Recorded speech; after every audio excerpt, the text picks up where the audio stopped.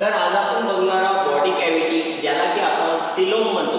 तर coelom is a space between body wall and internal organ is called as coelom.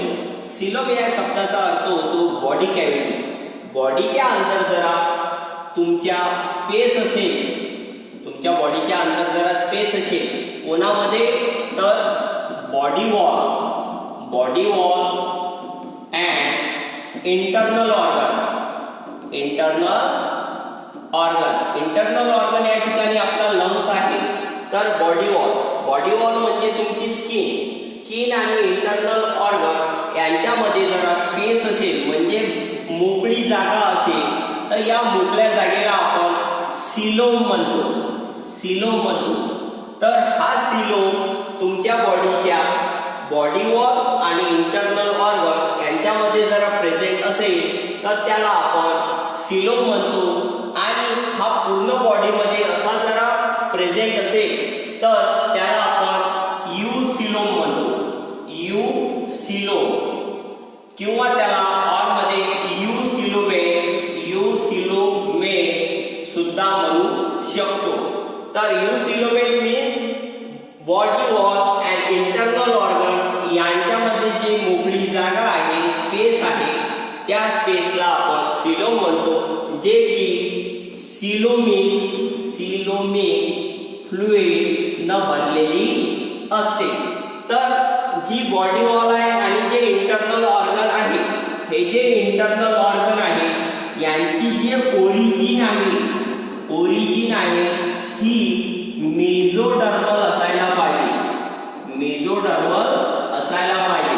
तर आपल्याला माहित आहे 3 जर्म लेयर आहे. 3 जर्म लेयर असतात. तर आतमधल्या जर्म लेयरला म्हणायचं एंडोडर्म, मधातल्या लेयरला म्हणायचं मेसोडर्म आणि बाहेरच्या लेयरला म्हणायचं एक्टोडर्म. तर तुमचा जो इंटरनल ऑर्गन आहे, या ठिकाणी जो लंग्स आहे, इंटरनल ऑर्गन हा तुमचा मेसोडर्म पासून बनायला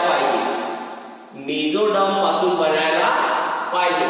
तर मेसोडर्म पासून जर तुमचा इंटरनल ऑर्गन बनत असेल आणि त्याच्या बाजूला तुमची बॉडी कॅव्हिटी असेल आणि त्या बॉडी कॅव्हिटी मध्ये स्पेस असेल, तर त्या स्पेसला आपण सिलोम म्हणतो किंवा त्याला बॉडी कॅव्हिटी म्हणू शकतो. तर बॉडी कॅव्हिटी और सिलोम हा कसा असतो, तर इंटरनल ऑर्गन आणि बॉडी वॉल यांच्यामध्ये असलेला स्पेस किंवा मोकळी जागा, त्याला आपण सिलोम म्हणतो. आणि ज्या ऑर्गॅनिझम मध्ये असा बॉडी स्पेस किंवा बॉडी कॅव्हिटी दिसते, त्या सर्व ऑर्गॅनिझमला आपण युसिलोमेट ऑर्गॅनिझम म्हणतो. तर याचं एक्झाम्पल आहे